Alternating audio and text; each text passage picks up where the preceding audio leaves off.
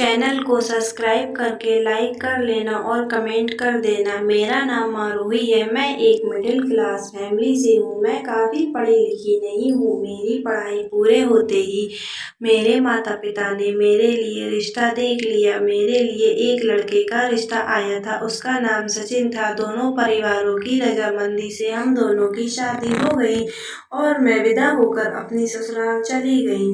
मेरा ससुराल में मेरे पति के अलावा उनकी एक भाभी रहती थी। मेरे पति के माता पिता काफ़ी साल पहले गुजर चुके थे। मेरी जेठानी भी विधवा औरत थी। उसका इस दुनिया में कोई नहीं था, इसीलिए वह अपनी ससुराल में ही रहती थी। मेरी जेठानी के पास औलाद नहीं थी। उसके पति जल्द ही इस दुनिया को छोड़कर चले गए थे। उनका नाम पारुल था और भरी जवानी में ही वह विधवा हो गई थी। मैं जेठानी के कमरे में चली गई थी और उनसे बातें करने लगी। मेरी जेठानी बहुत संस्कारी और भगवान को मानने वाली थी। उन्होंने अपने देवर का बहुत ख्याल रखा था। उससे पहले उनके साथ जो कुछ भी हुआ था उसके बारे में मुझे नहीं पता था, लेकिन मेरी जेठानी एक बहुत अच्छी औरत थी। मैं रोज अपनी जेठानी के कमरे में उनसे बातें करने के लिए चली जाती। बातें करते करते मैं उनकी टांगें दबाने लगी और कुछ देर बाद वह सो गई। मैं किचन की तरफ गई और उनके लिए चाय बनाकर ले आई। कमरे में उनको देने के लिए गई। फिर किचन का सारा काम निपटाकर मैं भाभी के कपड़ों को प्रेस करके अलमारी में रख दिया। अपने कमरे की साफ सफाई की और सारा काम निपटाते हुए मुझे 11 बज गए थे। सचिन भी सोने के लिए लेट चुके थे। अकेले ही मैं घर के सारे काम करती थी, इसीलिए काफ़ी बिजी रहती थी। जब मेरे पति शाम को काम से घर वापस आते तब मैं उन्हें टाइम नहीं दे पाती थी, क्योंकि मेरी जेठानी छोटे छोटे काम के लिए मुझे आवाज़ लगाती थी। मुझे अपनी जेठानी का काम करने में बड़ी खुशी मिलती थी। मैंने उनसे कहा कि आपको बेड से नीचे उतरना नहीं है, मैं आपका सारा काम खुद कर दिया करूँगी। मेरी बात सुनकर मेरी जेठानी बहुत खुश हो गई थी। मुझे आशीर्वाद देने लगी। मुझे आशीर्वाद ही तो चाहिए थे। देखते देखते हमारी शादी को 1 साल हो गया था, लेकिन हमारा कोई बच्चा नहीं हुआ था। मेरे पति कहते थे कि भाभी से आशीर्वाद ले लेना और तुम उनसे अपने लिए प्रार्थना करवाया करो। वह जो भी प्रार्थना करती हैं भगवान उनकी प्रार्थना को बहुत जल्दी सुनते हैं, इसीलिए तुम उनसे आशीर्वाद लेती रहा करो। हमारे पड़ोस में भी मेरी जेठानी का नाम बहुत था। किसी का भी बच्चा बीमार होता तो वे लोग मेरी जेठानी को अपने बच्चे को आशीर्वाद दिलाने ले आते थे। मेरे पति ने भी कह रखा था, अगर तुम मुझे खुश रखना चाहती हो तो तुम्हें मेरी भाभी को खुश रखना पड़ेगा और हमेशा उनका ख्याल रखना पड़ेगा। इसीलिए मैं बहुत अच्छे तरीके से चल रही थी, मगर इन सब में मेरा जेठानी का रिश्ता कुछ मुरझा सा रह गया था। फिर एक दिन कुछ ऐसा हुआ कि जिससे मेरी जिंदगी को हिलाकर रख दिया था। मैं अपनी जेठानी को रोज रात में पैर दबाया करती थी। एक दिन जब मैं अपनी जेठानी के पैर दबाकर जा रही थी, रात के 11 बजे चुपके थे। मैं कुछ टाइम से नींद न आने की मरीज बन चुकी थी, इसीलिए मैं नींद की गोलियां खा रही थी। मैंने अपनी दवाइयों वाला डब्बा उठाया तो वह देखकर मैं परेशान ही रह गई थी, क्योंकि दवाई तो थी ही नहीं। मेरी नींद की दवाई खत्म हो चुकी थी। रात का टाइम था, इसीलिए मैं अपनी दवाई भी नहीं ला सकती थी। अब मुझे नींद नहीं आ रही थी। मैं इतनी बड़ी रात किस तरह से काटूंगी समझ नहीं आ रहा था। मेरे पति भी सो गए थे। मैं डरते डरते अपने पति को जगाने की कोशिश की, लेकिन वह नहीं जागे। वह बहुत गहरी नींद में थे, इसीलिए नहीं उठ पाए थे। वह तो इतनी गहरी नींद में सो रहे थे कि उनके खर्राटे पूरे कमरे में गूंज रहे थे। मैं भी शायद लेट गई, शायद थकी हुई हूँ, थकान से मुझे नींद आ जाए, मगर रात के 3 बज चुके थे। लेटे लेटे मेरी कमर दुख गई थी, मुझे नींद नहीं आ रही थी, इसीलिए मैं तंग आकर उठकर बैठ गई। बहुत बोर हो रही थी, इसीलिए मेरे दिमाग में ख्याल आया कि जेठानी के कमरे के पास जाकर बैठ जाती हूँ। मेरी जेठानी कहती थी, मैं सारी रात जागती रहती हूँ, मुझे नींद कम ही आती है।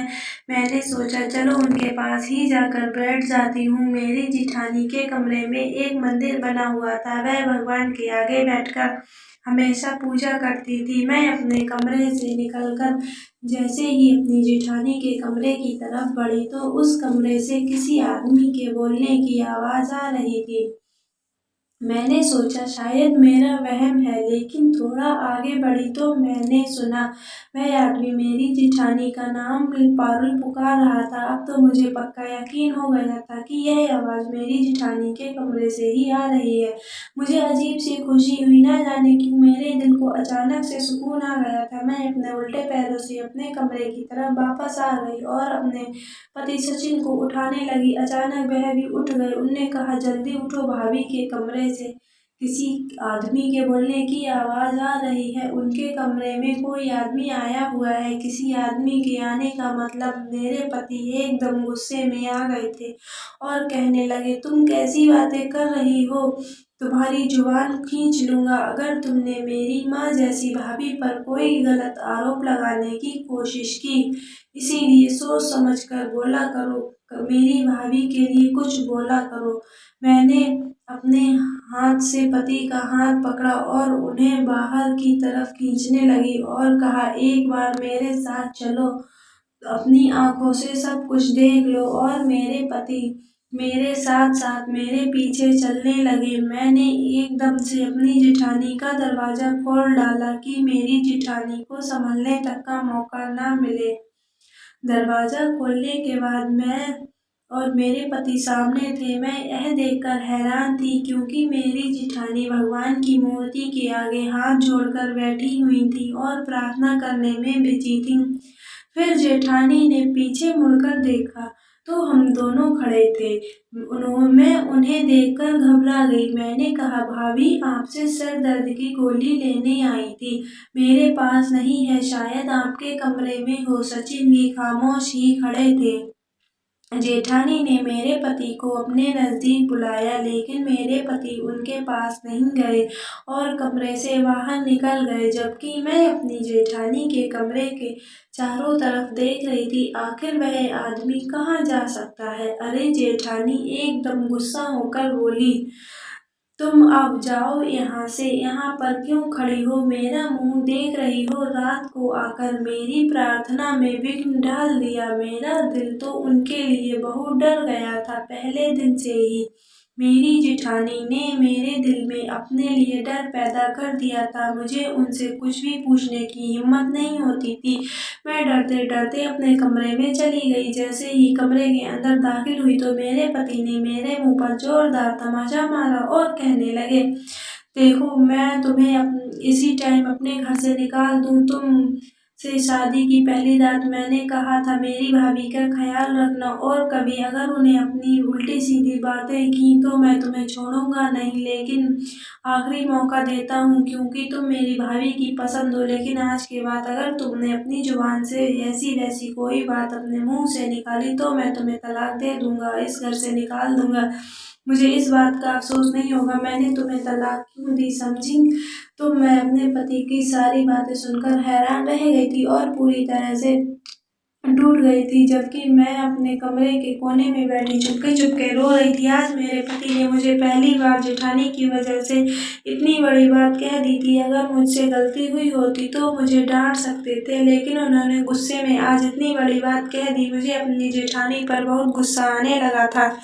अब मुझे अपनी जेठानी से नफरत हो गई थी। मेरी शादीशुदा जिंदगी बस उनके इर्द गिर्द ही घूमती रहती थी।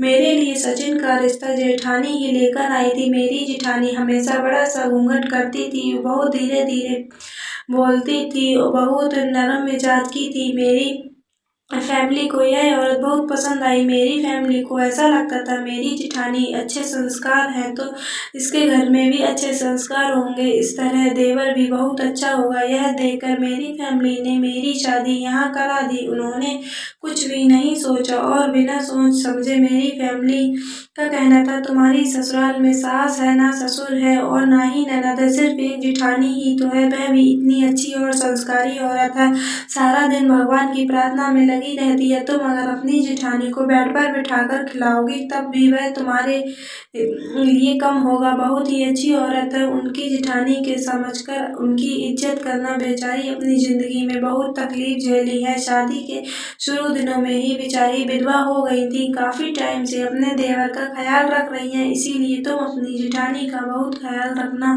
मैंने अपने माता पिता की बात को अच्छी तरह से समझ लिया था। शादी की पहली रात मेरे पति ने मुझे यही समझाया था कि मेरी भाभी का हमेशा ख्याल रखना। मेरी भाभी माँ के समान है। अगर तुमको उनको खुश रखोगी तो मैं खुश रहूंगा। सचिन की एक बात अपने दिमाग में रखी थी। तब रोज मैंने अपनी जेठानी का हमेशा ख्याल रखा था, उनकी हमेशा सेवा की थी, जेठानी को अपना सब कुछ माना था। सचिन मेरी तारीफ करते थे। सचिन जब शाम को घर आते थे तो काफी घंटों तक अपने भाभी के कमरे में बैठते थे। अगले दिन कुछ ऐसा ही हुआ था। शाम को जब सचिन ऑफिस से घर आए, अपनी भाभी के कमरे में बैठ गए। लगभग 2 घंटे बाद कमरे से निकले। जब वह बाहर निकले तो बहुत गुस्सा थे। मुझे बात बात पर अपना गुस्सा दिखा रहे थे। मैंने सब बातें भूल गई हो तुम, जो मैंने तुम्हें शादी की पहली रात कही थी। मैंने कहा था मेरी भाभी का ख्याल रखना, लेकिन तुम बहुत लापरवाह हो गई हो। उनकी यह बात सुनते ही मेरा दिल टूट गया। मुझे खूब रोना आ रहा था। ना जाने मेरी जेठानी को कौन सी बात बुरी लग गई। यही डर था कि कहीं सचिन से फिर से नाराज ना हो जाए। मैं दोबारा अपनी जेठानी की सेवा रात दिन करनी शुरू कर दी थी। कृपा थी कि मेरे पति मुझे दोबारा प्यार करने लगे थे। सब कुछ नॉर्मल हो गया था। मैंने अपने पति से एक दिन जिद की कि मुझे शादी हुई है तब से हम कहीं बाहर घूमने नहीं गए थे। हमारी शादी को अब 1.5 साल हो चुका था। मैं अपनी जिंदगी में बहुत खुश थे। शाम को सचिन ऑफिस से बाहर आए तो मैं तैयार होकर उनका इंतजार कर रही थी। आज मैं बहुत अच्छे से तैयार हुई थी। मैंने काले कलर की साड़ी पहनी थी और उसमें बहुत अच्छी लग रही थी। हम दोनों रात में डिनर के लिए चले गए थे। मेरे पति ने शहर में सबसे बड़े होटल में खाना खिलाने के लिए ले गए। वहाँ पर इतना अच्छा लग रहा था। हम दोनों ने खूब एंजॉय किया। घर जाने का मन नहीं कर रहा था। सबसे वादा किया था कि हमें अक्सर तुम्हें घुमाने लेकर आया करूँगा, लेकिन मुझे नहीं पता था कि वह वादा कभी नहीं निभा पाएंगे, क्योंकि वह कहने लगे बाहर आए थे। हम घर लौटते 11 बज गए, लेकिन जैसे ही घर के अंदर घुसे तो घर का नजारा देखते ही हम सन्न रह गए। पारुल भाभी के घर के आंगन में बैठी थी। उनके हाथ में उनके पति की फोटो थी और वे जोर जोर से रो रही थी। अपने पति की तस्वीर देखकर कह रही थी आपका सच में जिंदगी बदल गई है। वह जोर जोर से रोए जा रही थी। सचिन ने एकदम मेरी तरफ हैरत भरी निगाहों से देखा। सचिन ने पारुल भाभी के पैर पकड़कर उनसे माफी मांगी। तब कहीं जाकर उनका गुस्सा कुछ कम हुआ, लेकिन सचिन का गुस्सा और ज्यादा बढ़ गया। वह मुझसे गुस्से में कहा तुम मेरी भाभी के पीछे क्यों पड़ गई हो? मेरे पीछे मेरी भाभी के साथ कैसा व्यवहार करती हो? क्योंकि मैं उनके साथ कभी बुरा सलूक नहीं किया था, इसीलिए मुझे बहुत बुरा लग रहा था। बल्कि एक दिन तो रात उनकी सेवा में लगी रहती हूँ। अपने पति को यकीन दिलाया और कुछ बुरा नहीं किया, लेकिन मेरी बात मानने को तैयार नहीं थे। अपनी भाभी का हमेशा बहुत ख्याल रखती हूँ। उसके टाइम में ऐसा लग रहा था जैसे मेरे लिए मेरे पति को मनाना बहुत मुश्किल हो गया है, क्योंकि मेरा कोई भी बात सुनने को तैयार नहीं थे और उल्टा ही मेरी शिकायत मेरे पति से करती थी। अब मेरी जिंदगी बहुत आगे बढ़कर मुझे एहसास हुआ कि हम किसी की बुराई मिल अच्छा करें तो बुराई मिलती है। अपनी जिंदगी में बड़ी परेशानियों को खत्म कर सकते हैं, लेकिन किसी को यकीन दिलाना बहुत बड़ी बात होती है। जब मुझे अपनी जेठानी के कमरे से आदमी की आवाज आई थी तो मुझे लगा था औरत के साथ सबके सामने लाकर रहूंगी। आज से पहले मुझे इस बात का एहसास नहीं हुआ था। मुझे अपनी जेठानी से नफरत हो गई थी। मेरी शादीशुदा जिंदगी में उनकी वजह से ग्रहण लग गया था। अपनी भाभी की फिक्र में लगे रहते थे। मुझे उनके लिए नौकरानी बनकर आई हूँ। अब मैं सोच रही थी कि अपनी जेठानी की असलियत खुद ही जान लेती हूँ और अपने पति की आंखों पर जो पट्टी बंधी है उसे उतार दूंगी। पति के ऑफिस जाने के लिए उठे तो उनका मूड नॉर्मल था, लेकिन मूड नॉर्मल ही किया। आज रोज की तरह अपने कामों में बिजी थी। एकदम मेरी जेठानी मेरे पास आई और मुझे बोलते हुए कहने लगी परसों रात तुम मेरे कमरे में क्या लेने आई थी? उनकी आँखों में आँखें डालकर मैं कहने लगी, कल रात मुझे आपके कमरे से किसी आदमी की आवाज़, बोलने की आवाज़ आ रही थी, तो मुझे बहुत टेंशन हो गई थी कि घर में ना जाने कोई चोर तो ना घुस आया हो, इसीलिए सचिन को लेकर आई थी। भाभी कहने लगी, तुम्हें शर्म नहीं आती किसी के कमरे में ऐसे ताका झांकी करते हुए? मैं कमरे में थी तो कमरे में नहीं आ सकती थी। तुम्हारे दिल दिमाग में ही चोर घुस आया है। इस चोर को मैं तुम्हारे दिल से कैसे निकालूं? लेकिन मेरे पास एक रास्ता है। तो मैं तुम्हारे पति से डिवोर्स दिवाकर ही मैं रहूंगी। अगर मैंने सचिन से कह दिया कि वह तुम्हें तलाक दे दे और घर से निकाल दे, तो वह तुम्हें मेरे एक इशारे पर घर से बाहर निकाल देगा और तुम्हें सोचने तक का टाइम नहीं देगा।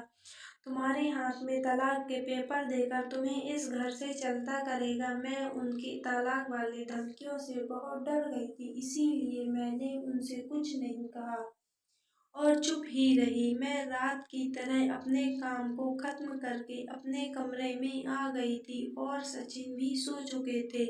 मेरे कान बाहर ही लगे हुए थे, मेरे लिए आहट से भी चौंक जाती थी। मैं रात के 2 बज गए थे।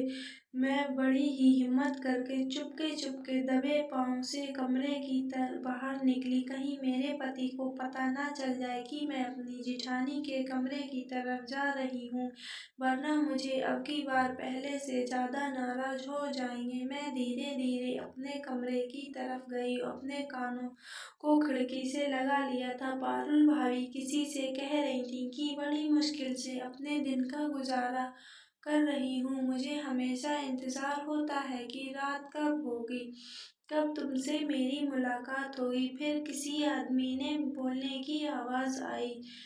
वह आदमी कह रहा था, पारुल मेरा भी यही हाल होता है, काश हम दोनों एक साथ रह सकते। मैं इतनी सुनकर अपने कमरे में वापस लौट गई, क्योंकि अब मेरा शक दूर हो चुका था। मेरी जेठानी का कैरेक्टर बहुत खराब था। वह कोई संस्कारी औरत नहीं थी, बल्कि संस्कारों का ड्रामा कर रही थी।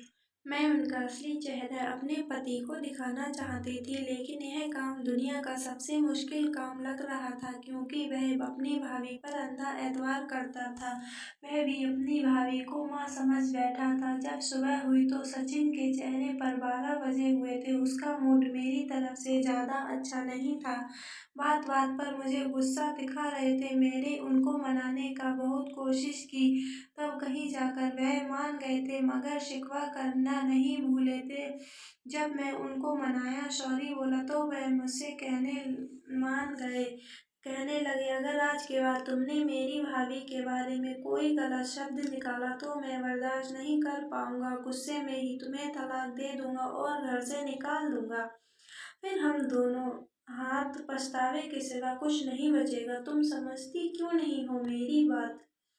मैं उनकी बात सुनकर परेशान हो गई थी, लेकिन मैं उनका ध्यान हटाकर बोली, मुझे डॉक्टर के पास चेकअप के लिए जाना है। आज मुझे डॉक्टर के पास ले चलना। मेरी शादी को 1.5 साल हो गया था, लेकिन अभी तक मेरे पास कोई भी बच्चा नहीं था। मैं अपना इलाज करवाने के लिए डॉक्टर के पास जा रही थी और कुछ दिन पहले ही डॉक्टर ने मेरे कुछ टेस्ट भी करवाए थे। उनकी रिपोर्ट आज मिलने वाली थी। सचिन मेरी इस बात पर राजी हो गए थे और कहने लगे, ठीक है, मैं शाम को जल्दी घर वापस आ जाऊंगा और तुम तैयार रहना। शाम को अच्छे से तैयार होकर मैं बैठ गई, अपने पति के आने का इंतजार कर रही थी।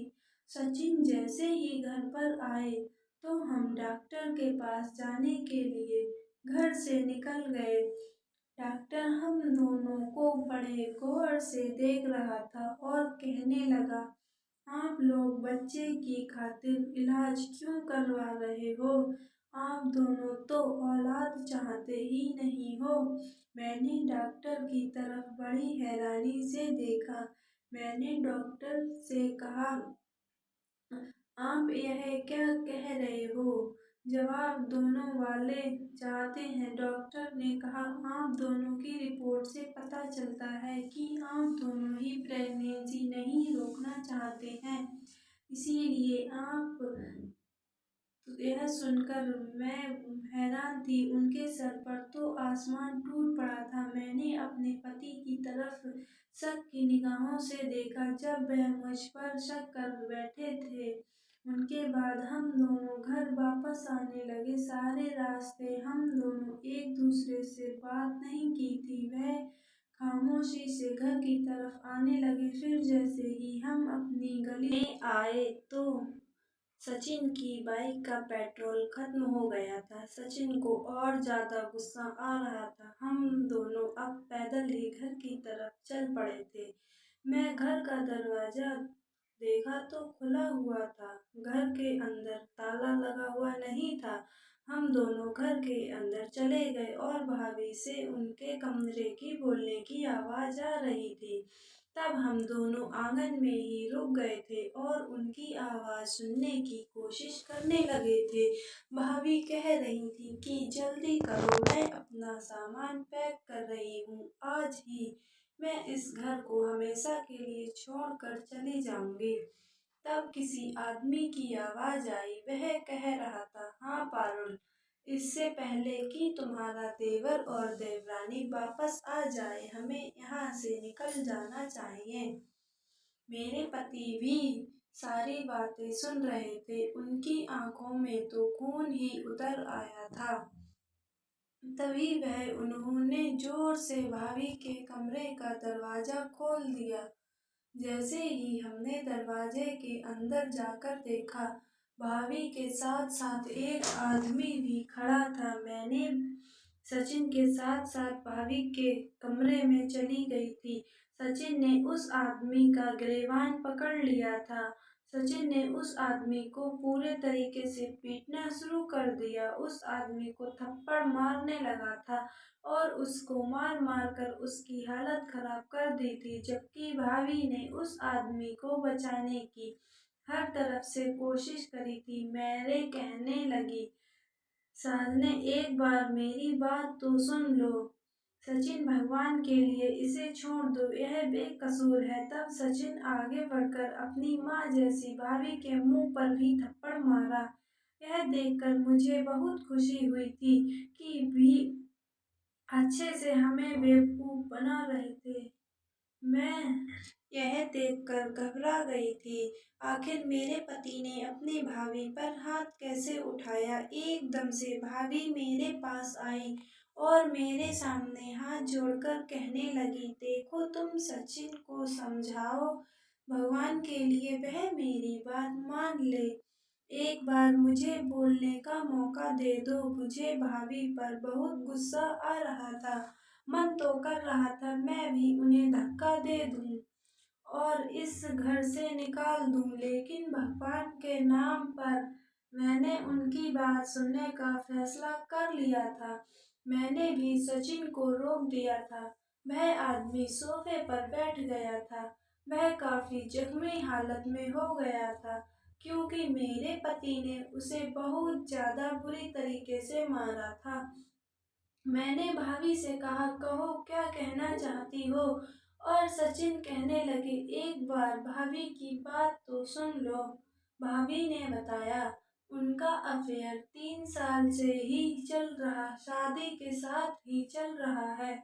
जब उसके पति की मौत हो गई थी, उसके बाद यह आदमी ने उसे प्रपोज करा था। भाभी ने बताया कि इसका नाम विपुल है और शादी से पहले ही यह मुझे पसंद करता था। जब इसे पता चला कि तुम्हारे भैया की मौत हो चुकी है, तब से यह मुझे और भी ज्यादा पसंद करने लगा था और यह मुझे से शादी करना चाहता था। विपुल की बहन मेरे भाई की पत्नी है और अपनी शादी से पहले मैंने विपुल की बहन को बहुत तंग किया था। विपुल मेरी भाभी का छोटा भाई है। मैंने अपनी भाभी की जिंदगी में पूरी तरह से जहर घोल दिया था। मेरे भाई मेरे भड़काने पर मेरी भाभी को बुरी तरीके से पीटते थे, लेकिन वो हर तरह से बहुत अच्छी और समझदार थी। इसीलिए मैंने उनका रिश्ता अपने भाई से करा दिया था। जिठानी पागल होकर अपनी कहानी सुनाए जा रही थी। उन्होंने बताया कि मेरे मायके में मेरे भैया भाभी ही रहते हैं और मेरे माता पिता तो मुझे बचपन में छोड़कर चले गए थे। मेरा एक छोटा भाई था जो बहुत मुझे प्यार करता था, लेकिन जब से उसका चक्कर विपुल की बहन के साथ चल रहा था, तब से वह मुझ पर ध्यान देना भूल गया था। बस तभी से मुझे अपनी भाभी यानी विपुल की बहन से नफरत हो गई थी। इसीलिए मैंने उसको परेशान करना शुरू कर दिया था और उसकी छोटी छोटी शिकायतें भी अपने भाई से लगाती रहती थी। मेरा भाई मेरे कहने पर बहुत ज़्यादा चलता था। इसीलिए मैंने अपनी भाभी को अपने भाई से तलाक दिलवा दिया था और अपने घर से उसको निकलवा दिया था। उसके बाद मेरी शादी यहाँ पर हो गई। मेरा इरादा था कि मैं इस घर में अकेली राज करना चाहती थी। मेरे भाग्य में ऐसा मुमकिन नहीं था। मेरे पति शादी के 8 महीने बाद मुझे छोड़कर चले गए थे। तो इसके बाद मैंने सोचा कि मैं इस घर को छोड़कर कभी नहीं जाऊंगी। मैं इस घर पर ही अपना अकेले राज करना चाहती थी, लेकिन लोगों का कहना था कि तुम्हें अपने देवर की शादी करनी चाहिए। इसीलिए लोगों की बातों में आकर मैंने अपने देवर के लिए एक रिश्ता ढूंढना शुरू कर दिया था, जिसकी वजह से तुम इस घर में आ गई। और मैं यहाँ पर भी सचिन से तुम्हारी शिकायत किया करती थी। वह तुम्हारे नखरे ना उठाए और कहती थी कि तुम्हारे ऑफिस जाने के बाद वह मेरे साथ बहुत बुरा सलूक करती है। इस घर में अपना हक जमाने के लिए तुम्हें नीचा दिखाना चाहती थी, लेकिन तुम बहुत अच्छी निकली। विपिन ने मुझे बताया जब वह मेरी बहन से शादी हुई थी तब से वह मुझे पसंद करता था। वह मुझसे शादी करना चाहता था, लेकिन उसने कभी भी अपनी मोहब्बत का इजहार नहीं किया था। जब इसे पता चला कि मेरा पति मर चुका है, तो इसने मुझे मिलना जुलना शुरू कर दिया था। मेरी भाभी का मतलब विपुल की बहन मेरे भाई से तलाक लेकर अपने घर जा चुकी थी और मेरी शादी यहाँ हो गई थी। कुछ दिनों बाद मेरा पति मर गया था। बाद में मुझे विपुल की मोहब्बत का एहसास हुआ था। मुझे उसकी बहन के साथ ऐसा नहीं करना चाहिए था। अगर मुझे पहले पता होता कि वह मुझसे मोहब्बत करता है तो मैं उसकी बहन के साथ कुछ भी बुरा नहीं करती और उसके साथ खुशी खुशी अपना घर बसा लेती। लेकिन मुझे बाद में पता चला कि विपुल मुझसे मोहब्बत करता है, तो मैं कंफ्यूज हो गई और मैं क्या करती। मैं नहीं चाहती थी कि मेरी सच्चाई कभी भी सचिन के सामने आए, क्योंकि सचिन मेरी बहुत इज्जत करता था, मुझे अपनी माँ के समान मानता था। इसीलिए मैंने भी यहाँ पर वही तरीका अपनाया जो मैंने अपने भैया भाभी के साथ अपनाया था। मैंने तुम्हें यहाँ से निकालने की कोशिश की थी कि तुम तंग आकर यहाँ से चली जाओ, लेकिन तुम बहुत ही ज़्यादा ढीठ निकली। मेरा घर मेरी गलती की वजह से ही बिखर गया। जब सचिन ने तुमसे शादी की थी तब से सचिन के लिए मेरे दिल में नफरत और ज़्यादा बढ़ गई थी। मैं इस घर में अपना राज्य जमाना चाहती थी, लेकिन सचिन तुमसे इतना प्यार करता था कि तुम यहाँ रहते रहते मुझे अपनी इज्जत कम नजर आ रही थी। सचिन ने मुझे अपनी माँ का दर्जा दिया था और मैं सचिन से नफरत करने लगी थी। मैंने सोच रखा था कि मैं अपनी मोहब्बत को पाकर ही रहूंगी और अब मैं यहाँ से चली जाऊँगी और मैं तुम्हारे खाने में प्रेगनेंसी ना ठहरने वाली दवाई मिलाया करती थी कि अगर तुम्हारा बच्चा हो गया तो सचिन उस बच्चे से ज़्यादा प्यार करने लगेगा और मेरी तरफ से अपना ध्यान हटा लेगा, क्योंकि मैं एक ऐसी ज़िंदगी नहीं गुज़ारना चाहती थी। ज़्यादातर विधवा की कोई वैल्यू नहीं होती है। मैं चाहती थी मुझे इस घर में मालकिन बनाकर रखा जाए और हर काम मेरी मर्ज़ी का हो। बस यही वजह थी कि अब तक तुम प्रेग्नेंट नहीं हो सकीं। काफ़ी टाइम से मुझे विपुल कह रहा था तुम मेरे साथ भाग जाओ।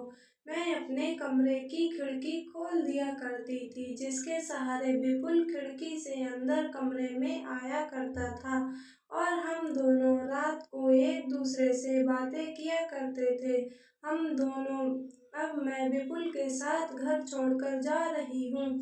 अब हम दोनों यहाँ पर नहीं रहेंगे। मेरी जेठानी ने तो मेरी जिंदगी में जहर घोलने की कोई कमी नहीं रखी थी। मुझे तो अपनी जेठानी पर बहुत ज़्यादा गुस्सा आ रहा था। अब हम सब खामोश खड़े थे। इतनी देर में विपुल बोल पड़ा और कहने लगा, पारुल तुम्हें क्या लगता है मैं तुमसे प्यार करता हूँ? मैं तुमसे प्यार करने का सिर्फ नाटक कर रहा था। मैं तुम्हें यहाँ से भगाकर ले जाता और किसी सड़क के किनारे ले जाकर तुम्हें छोड़ देता। क्या मुझे नहीं पता तुमने मेरी बहन के साथ कितना बुरा किया था? तुम्हारी वजह से मेरी बहन आज तलाकशुदा होकर घर पर बैठी है और खून के आंसू दिन रात रोती है। अपनी बहन को रोता देख मुझे सिर्फ गुस्सा तुम पर आता था, इसीलिए मैंने तुम्हारे साथ प्यार का नाटक रचाया और तुम्हें अपने प्यार के जाल में फंसाया। मुझे पता था कि तुम बहुत बड़ी वाली हो, इसीलिए तुमने अपने भाई की जिंदगी बर्बाद कर दी थी और अब यहाँ पर तुम अपने देवर देवरानी को बर्बाद करने जा रही थी। मैंने सोच लिया था कि तुमसे इसी तरह बदला लूँगा। जब मैं तुम्हें यहाँ से भगा कर ले जाता तो सारे मोहल्ले में तुम्हारी बदनामी हो जाती और उसके बाद मैं तुम्हें छोड़ देता और तुम्हें पता चलता कि पति का धोखा देना कैसा होता है। जिस तरह तुमने मेरी बहन को जलील किया था, ठीक उसी तरह मैं भी तुम्हें सारी दुनिया के सामने जलील करना चाहता था। लेकिन इससे पहले इन दोनों ने हमारी सच्चाई को पता कर लिया। तुम्हें क्या लगता है मैं तुमसे शादी करना चाहता हूँ? यह तुम्हारी बहुत बड़ी गलतफहमी है। मैं तो सिर्फ तुमसे बदला लेना चाहता था, इसीलिए तुम्हारे साथ प्यार का खेल रखा था और तुमसे मिलने के लिए यहाँ आता था। मैं कभी भी तुम जैसी औरत से शादी नहीं कर सकता जो दूसरे के घरों को ना बसने दे सकती। उसका खुद का घर कैसे बस सकता है? इतना कहकर विपुल घर से बाहर चला गया। भाभी विपुल के पीछे गेट तक गई। वह बुरी तरह से रो रही थी और कह रही थी, प्लीज विपुल मुझे अपने साथ ले चलो। तुमने मुझे बहुत बड़ा धोखा दिया है। मुझे तुम्हारी बहन के साथ जो भी किया उसके लिए तुम मुझे माफ़ कर दो, लेकिन प्लीज़ मुझे एक्सेप्ट कर लो। लेकिन विपुल ने उसकी एक बात नहीं सुनी। उसके बाद सचिन ने भाभी का हाथ पकड़कर उनको कमरे में बंद कर दिया। वह हैरान थे कि उन्होंने अपनी भाभी को अपनी माँ समझ लिया था, लेकिन भाभी उनकी ही जिंदगी में जहर घोल रही थी। 2-3 दिन बाद मेरे पति ने पारुल भाभी की शादी के लिए एक 50 साल के आदमी के साथ करने का फैसला किया था। भाभी शादी करने के लिए तैयार नहीं थी, लेकिन मेरे पति ने कह दिया था कि अब मेरे भैया इस दुनिया में नहीं हैं। इस घर में और जमीन जायदाद में तुम्हारा कोई हिस्सा नहीं है, इसीलिए अब तुम इस घर में और ज़्यादा दिन नहीं रह सकती।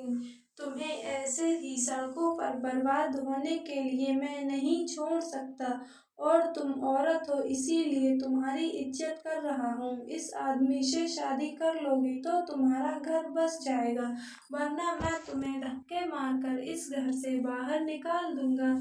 इसीलिए मैं नहीं चाहता हूँ कि तुम्हें दर दर की ठोकरें खाने के लिए छोड़ दूँ। तुम्हारे लिए बेहतर यही होगा कि तुम चुपचाप शादी कर लो और अपना घर बसा लो। मेरी जेठानी अब हार मान चुकी थी, इसीलिए उन्होंने शादी करना बेहतर समझा। सचिन ने उनकी विदा करते समय कहा, आज के बाद अपना और आपका रिश्ता खत्म हो चुका है। अपना घर बसा लो, तुम्हारी इसी में भलाई है। अगर तुम वहाँ से वापस मेरे घर आई तो मैं तुम्हें यहाँ नहीं रखूँगा। अब तुम्हारा इस घर में कोई भी नहीं है। तुम्हारे लिए इस घर के दरवाजे हमेशा के लिए बंद हो गए हैं। भाभी रोते हुए अपने पति के साथ चली गईं। भाभी के जाने के बाद मेरे पति ने मुझसे हाथ जोड़कर माफ़ी मांगी। मैंने भी अपने पति को माफ़ कर दिया। अब मैं अपने पति के साथ बहुत खुश हूँ। कुछ टाइम बाद ही मैंने एक प्यारी सी बेटी को जन्म दिया। भाभी से हमारे रिश्ते नाते हमेशा के लिए खत्म हो गए हैं। मैं अपने ससुराल में बहुत खुशी खुशी रह रही हूँ और सचिन भी मुझसे ही बहुत ज़्यादा प्यार करते हैं। इंसान जैसा करता है वैसा ही अपनी ज़िंदगी में भरता है। ऐसा कुछ मेरी जेठानी ने किया था। कहानी पसंद आई हो तो वीडियो को लाइक करना और चैनल पर नए हैं तो चैनल को सब्सक्राइब कर लें और हाँ, नोटिफिकेशन बेल आइकन को ज़रूर दबाएं ताकि अगली कहानी आपके पास आपको सबसे पहले मिल जाए। धन्यवाद, बाय बाय। मिलती हूँ आपसे एक अगली नई कहानी में।